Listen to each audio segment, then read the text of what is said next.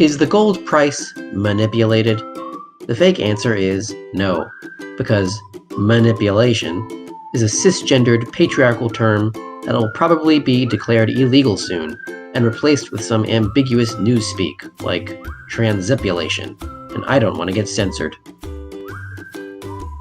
So, is the gold price transipulated? The answer is absolutely yes, but not in the way that gold bugs tend to think it is.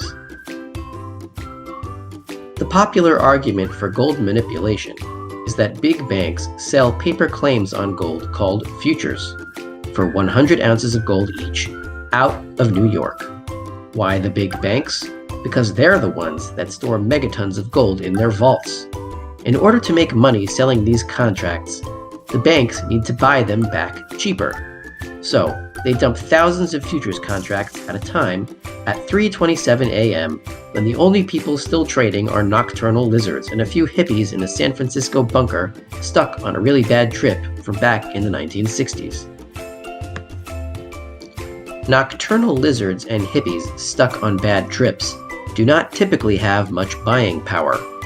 And so, with nobody to take the other side of the trade at 3:27 a.m., the gold price falls until automated buy orders are filled at much lower prices.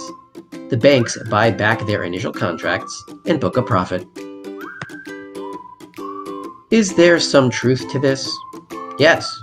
There are still a few hippies that dropped way too much acid right around the Cuban Missile Crisis, stuck on really bad trips going on for half a century now.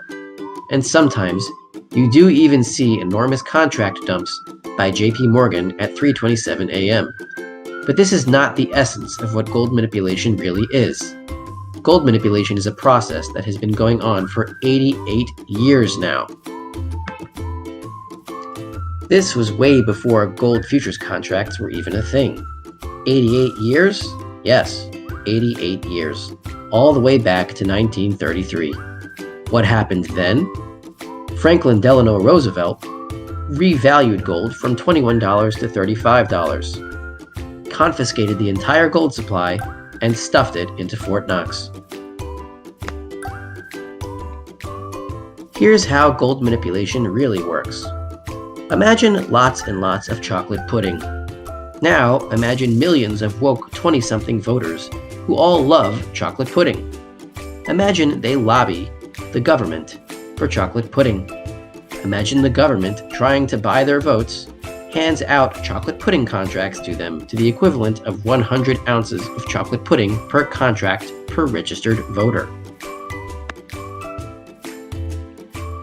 What would happen to the exchange rate between chocolate pudding contracts and chocolate pudding in that case?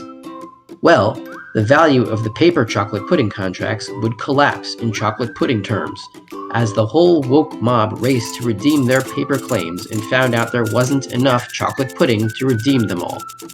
Manipulation of the price of physical chocolate pudding through paper contracts is, therefore, impossible. Then why is it possible to manipulate the price of physical gold with paper contracts? The answer is, chocolate pudding is a consumer good.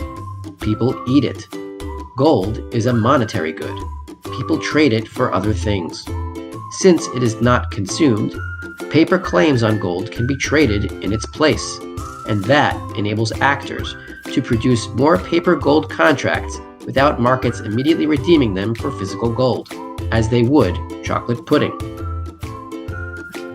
Back when the dollar was on the gold standard, the dollar itself was the paper claim on gold at $35 an ounce.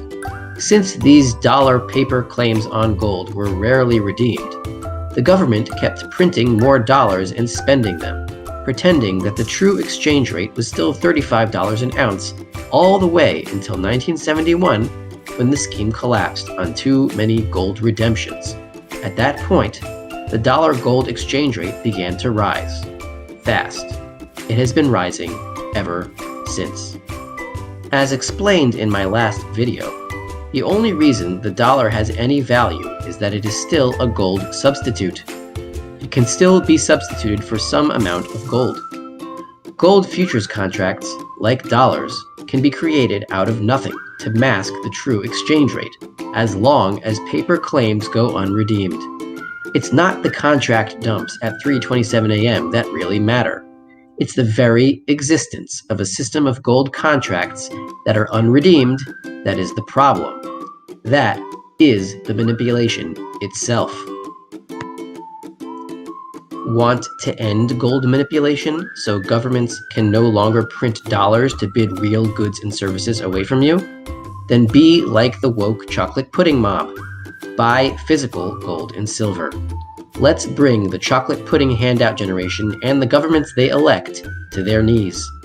If you enjoyed this video, please subscribe to my daily precious metals newsletter, The Endgame Investor, and get a 2-week free trial. Link in the description below. And please share this with all 20-something woke SJWs you know who enjoy chocolate pudding. Thank you.